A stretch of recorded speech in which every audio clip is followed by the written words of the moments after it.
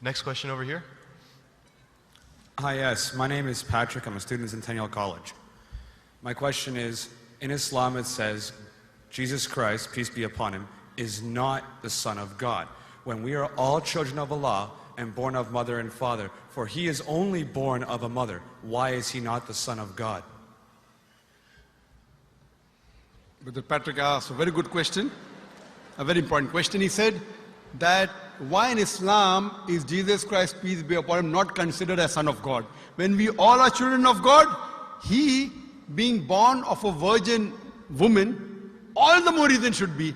See brother, if you tell we are children of God, in that way I've got no problem at all. If you read the biblical language, if you say that we are children of God and Jesus is Son of God, in that context, meaning he is person who follows the commandment of God, most verily all the messengers of God, they are sons of God. But the problem is, if someone says he is not a normal son, but he is the begotten son, then there's a problem. Because if you read the Bible have got sons, the God has got sons by the tons. If you read the Bible, Adam is son of God, Ephraim is son of God, Israel is son of God. It's mentioned in the book of Romans, chapter number 8, all those who are led by the Spirit of God, they are sons of God. That means if you follow the commandment of God, you're a son of God. I've got no problem with that phrase at all. But today, that phrase has been misunderstood. You know, for example, if a young son asks me a question, I said, Beta, son, it's a very good question. He won't mind because I'm elderly, you know. But if I say that begotten son, that means I'm insinuating him. You know, maybe he'll punch me. Fine. So what do you realize? That using the phrase son of God, in the context that we are children of God, we have no problem. So in that context, all the human beings who follow the commandments of God can be called children of God, no problem. But what the Christian says, that no, Jesus Christ, peace be upon him, is not a normal son. And he quotes Gospel of John, chapter number 3, verse number 16. For God so loved the world that he gave his only begotten son. Whosoever believeth in him shall not die but have everlasting life. Correct, brother? So do you believe Jesus is the begotten son of God? I do. You believe, fine. Now this verse which I quoted, Gospel of John, chapter number 3, verse number 16, it's from King James Version. For God so loved the world that he gave his only begotten son. Whosoever believeth in him shall not die but have everlasting life. Now when you read the Revised Standard Version of the Bible, revised by Shaidu scholars, Christian scholars of the highest eminence, backed by 50 different cooperating Christian denominations, they say that this word begotten is an interpolation, it's a fabrication, it's a concoction, it's an adulteration. Who's saying? Not Muslims, not Hindus. Shaidu Christian scholars of the highest eminence in the Revised Standard Version of the Bible, they say begotten is an interpolation. It's a fabrication, it's a concoction, and they're thrown out of the Bible. So if you say Jesus is Son of God, like Adam, like Ephraim, like Israel, I have no problem. The moment you say begotten, I want to ask you the question, what is the meaning of begotten? Brother, what is the meaning of begotten? You know, begetting is an animal act. It's the function of lower animals of sex. And when you say that he was born to Mother Mary, virgin, what are you insinuating? And if you say, because Jesus Christ, peace be upon him, is God or Son of God, because he was born to Mother Mary, Quran gives the reply in Surah Imran, chapter number 3, verse number 59. Inna masala Isa indallahi ka masala Adam. Khalaqa min turab. That when they say the similitude of Jesus in front of Allah is the same as Adam. They were born from dust and said, be and it was. If you say that Jesus Christ is God because he had no father and only mother, then Adam, peace be upon him, is a greater God. He had no mother and no father according to the Bible. MashaAllah, you're clapping. I like it.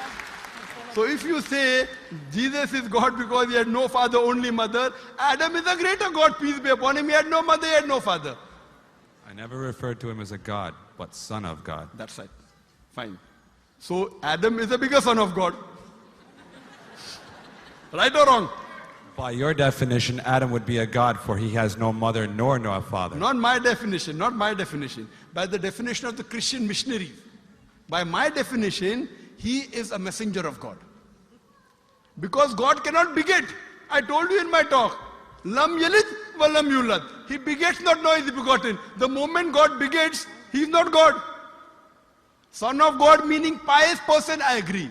That's the reason Allah subhanahu wa ta'ala in the Quran, in 99 attributes, he has missed out Ab, father. Why? It's a good attribute, but Allah did not mention Ab meaning father because people started having wrong meaning of the word father. So he used a more difficult word Rab, but did not use Ab. Logically it's fine, but Almighty Allah subhanahu wa ta'ala purposely did not use the attribute Ab in the Quran because people will misunderstand. That's the reason English-wise, saying Jesus is the Son of God, meaning messenger of God, I'm with you. But the moment you say begotten Son, I have objection. So you say Jesus is a messenger of God, I say peace be upon him after his name. So I respect Jesus Christ, peace be upon him, more than you, Brother Patrick. Because when I take his name, I have to say peace be upon him. If I do not say that, I'm wrong. So I love Jesus Christ, peace be upon him, more than you. I follow his teaching more than you. And if you want, I can prove it to you. That's a different argument, not for tonight. Sorry? That's a different argument and not for tonight. Okay, fine. I'll give you a few things. Jesus Christ, peace be upon him. Fine? If you read the Bible, he was circumcised on the 8th day. Fine? Majority of all the Muslims are circumcised, the Christians aren't. So if you say Christian means a person who follows the teachings of Jesus Christ, peace be upon him, then it's mentioned in the book of Leviticus, chapter number 11, verse number 7 to 8. It's mentioned in the book of Deuteronomy, chapter number 14, verse number 8, you should not have pork. It's mentioned in the book of Isaiah, chapter 65, verse number 2 to 5, should not have pork. Muslims don't have pork, most of the Christians have pork. If you read the book of Ephesians, chapter number 5, verse number 18, in the book of Proverbs, chapter number 20, verse number 1, it says you should not have alcohol. Muslims as a whole don't have alcohol, most of the Christians have alcohol. If you say Christian means a person who follows the teachings of Jesus Christ, peace be upon him, we Muslims are more Christian than the Christians themselves. We love him. We respect him. If you say, I love Jesus Christ, peace be upon him, and don't follow his teachings, your love is false. We, therefore, mashallah, I love Jesus Christ, peace be upon him, more than most of the Christians. Because I follow his teachings, I respect him, I revere him. And Jesus Christ also said, in the Gospel of John, chapter number 16, verse number 11 to 14, I have many things to say unto you, but ye cannot bear them now. For he, when the Spirit of truth shall come, he shall guide you unto all truth. He was talking about Prophet Muhammad to come. So Jesus Christ, peace be upon him, said, you have to believe in the last and final messenger, Prophet Muhammad sallallahu alaihi wasallam. So even that way I'm following Jesus Christ, peace be upon him. I believe in Prophet Muhammad. Do you believe in Prophet Muhammad as the messenger of God? I do. MashaAllah. Now you're more closer to... Allahu Akbar. Allahu Akbar.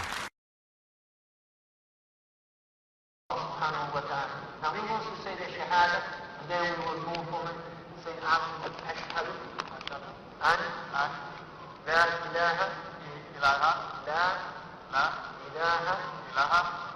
illallah wa ashhad an Muhammad Rasulullah.